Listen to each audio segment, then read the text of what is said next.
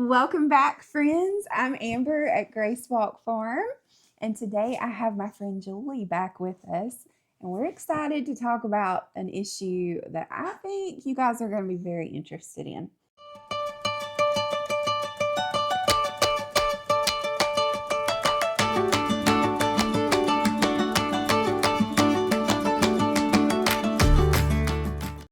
Have you ever walked into the skincare aisle and found yourself just completely overwhelmed by how complicated it all is?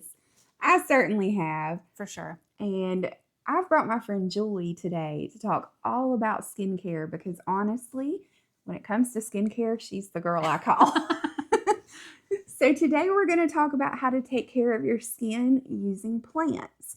A whole new method and a whole new way to look at skincare. And we're going to talk about the herbs that we rely on to keep our skin healthy and at least somewhat youthful, I hope. We're trying. So for me, I'm the kind of girl that I've always gone to like Clinique or the makeup counter in the department store and I'm like, what should I do for my skin? Mm-hmm. And whatever they say, that's what I do. Whatever they tell me to buy, that's what I would buy. And it wasn't until I started working on my health that I realized if I was going to clean up my diet and I was going to clean up the cleaning products in my home, I probably should clean up what I'm putting on my skin. And so I actually started using Julie's products and it completely changed my skin. So Julie, how did you get into making skincare?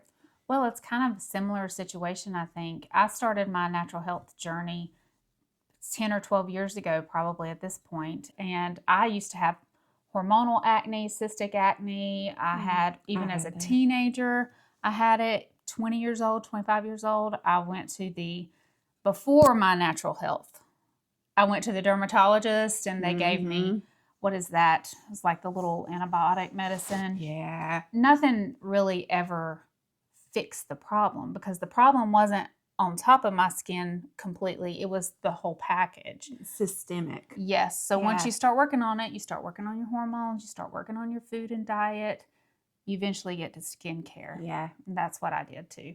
And now I have gotten into herbal skincare even more so and as natural as possible. And it seems to work even better. It really does. I mean, I would like to think so anyway. Yeah. So I guess like my foray into natural started with tallow. So Julie makes a whipped tallow balm that I used on my face. And the first thing I noticed when I switched from the department store products to your products was discolorations started to correct. Like I had a lot of sunspots on my cheeks from my time in the garden. Yes. And I had one in particular that I was so you told me self-conscious about. Yeah. And so like within like, I don't know, maybe 2 or 3 weeks of using that spot started to lighten up and now like it's pretty much gone. Well, that was because I use a rose infused tallow for skincare for your face. And I do rose and I do frankincense. And those two in a combination will really help with sunspots, will help with evening out your skin tone. Yeah. It's anti-aging. I mean, it's all the things. And then the tallow just really moisturizes your skin and gets past your skin barrier and soaks in. And it feels so good when you lay down at night after you put a nice coating on your face and you're just like laying down. It soaks into your skin so well and will give you that hydration that I know for me anyway. I'm 44. You're 43. Yeah. So we're getting there on perimenopause and all that. And so to me, my skin seems to be more dry. Yeah. And I need that boost of hydration, and that rose and frankincense really help with that. So one of the things I had to kind of like get past in my mind when I switched to herbal skincare is fear of oils. Because, like we grow up as teenagers here, and if you put oil on your skin, you're going to get more breakouts. Oily skin. Right. So help us understand that, because actually you have a skin oil here to show us that it is infusing. Yes, I do. And this is how Julie takes herbs and turns them into facial products. This is jojoba oil with some sunflower oil. And then I have infusing inside this rose, chamomile, and lavender, which are all amazing skin benefit herbs, flowers. And it smells really good also. Yeah. So not only are you going to get a safe scent, because we don't use fragrance oils, you will also get very skin soothing oil to go on your skin, and it just soaks in. You'll be surprised. There's no sticky stuff. You're not, some lotions feel kind of sticky. Kind of tacky. Yes, and I can't stand that. Or like after you get out of the shower, you put lotion on your legs or something. Yeah. And then you put on like PJs and it like sticks. Oh, I can't stand that. This does not do that. I strain it and then I put it in the little bottle, and you can see I strain out all the flowers, but this is very clear, clean oil, and it absorbs directly into your skin. And you get the jojoba oil, which is very similar to your own skin's oils. And so it mimics that. And then your body just absorbs it. And then the sunflower oil is high in antioxidants, just like all of the herbs are also. And it will calm down eczema. It'll calm down rosacea. It'll calm down all of those skin ailments. So let's talk about which herbs you might want to know about if you want to try making your own skincare like this. So we each have a couple of jars of herbs to pull in, and we're going to talk about some of our favorites. So you want to kick us off with rose, since we kind of already talked about a little bit? Rose is extremely anti-aging. I have rose in a lot of my skincare. I know a lot of people have this mentality of rose, the scent of rose. They don't like the scent of rose. And the same with lavender sometimes too, actually. But rose, I think a lot of people think rose smells like grandma or something. Yeah, it's like a floral kind of, But when you're using real rose and not a fragrance oil, the scent is not quite the same. And that's what a lot of people have to get used to when you switch to herbal infused skincare, is the scent is not the same as a fragrance oil. It's softer usually. And so, yes, it does have the rose scent, but it's a little bit dampened down. It's not strong and overpowering. But rose is amazing for your skin with scarring, with dark spots, with wrinkles, all of that. Rose is your go-to. Our grandmas used rose a lot. They knew what they were doing. Yeah. And now, most women love growing roses. But what do we do with them? We just let them stay out there. But we should harvest them. These are harvested as rose buds. They're just tiny buds. Or you can harvest them as full roses and then dry the petals too. That's what we do. Our fence for our goats. Yeah. The fence line is rose bushes. And so I'm actually planning on planting more rose bushes this year because I keep using up all my rose petals. Yeah. But I cannot tell you how much rose can do for your skin enough. It is amazing. Makes a big difference. Okay, so rose is our first one. I would add, this is not even one I think is traditionally used a ton in skincare, but chamomile. Because chamomile is what I use as an herbalist often if people come to me with redness. That's the biggest thing I think of with chamomile. It calms skin tone and redness, and it's just a soothing herb. Well, and that's the way it is when you drink it with a tea. It's very calming. That's the amazing thing about plants and herbs is they can be used for so many different things. Yeah. And you can drink it in a tea, or you can use it on your skin. And so chamomile is very soothing and calming. It's also good with babies with lavender. So for diaper rash or even I love chamomile for teething in babies too. You can, dab a little infused oil on the gums. It's just wonderful. So chamomile and rose. And I'll tell you what, let's mix a bowl. Okay. Because we're going to show you guys, I'm going to show my favorite way to use skin herbs. And we have to mix them to do that. So we're not going to get crazy with measurements today. We're going to measure with our heart. That sounds good to me. All right. What do you want in it? You want to put some rose in there?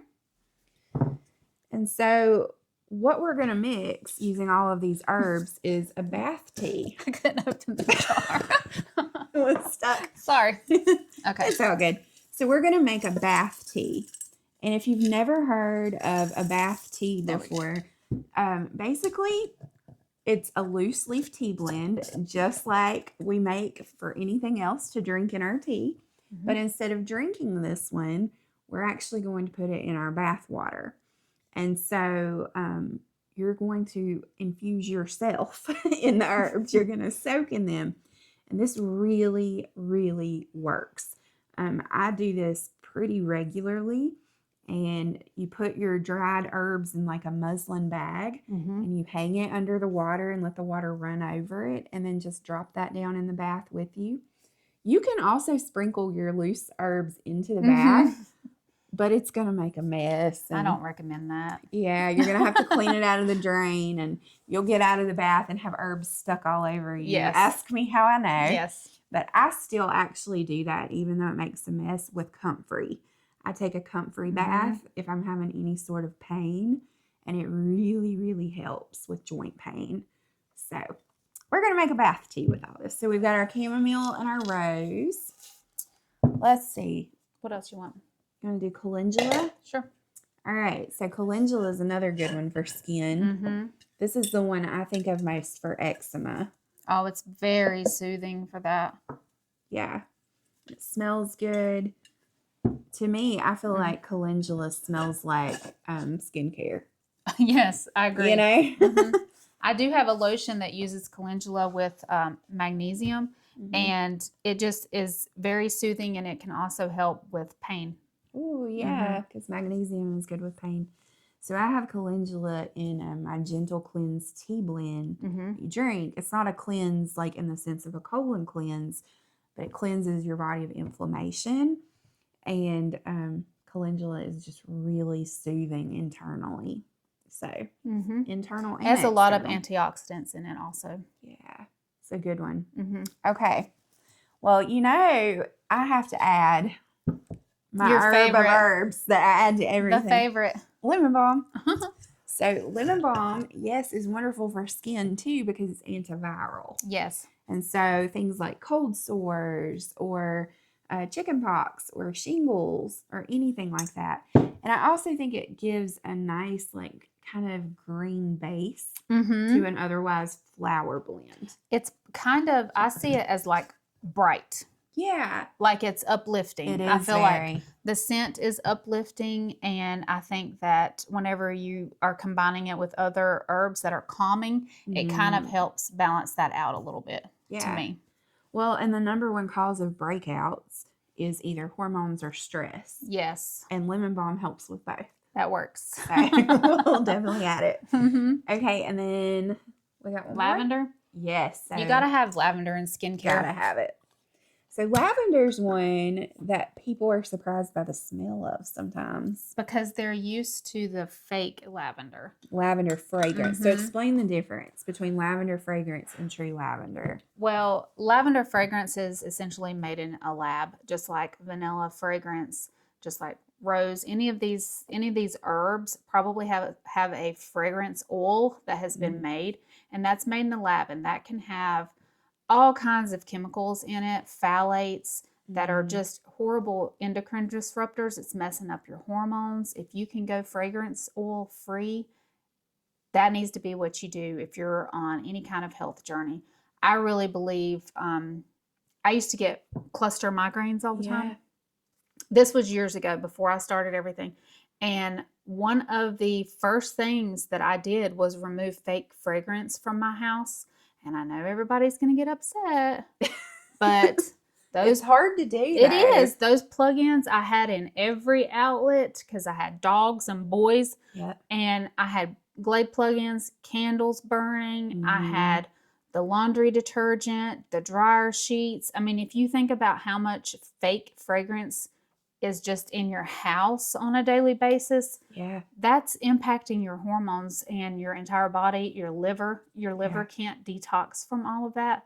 It gets overloaded, and then that's going to leak out into some kind of health situation. Yeah.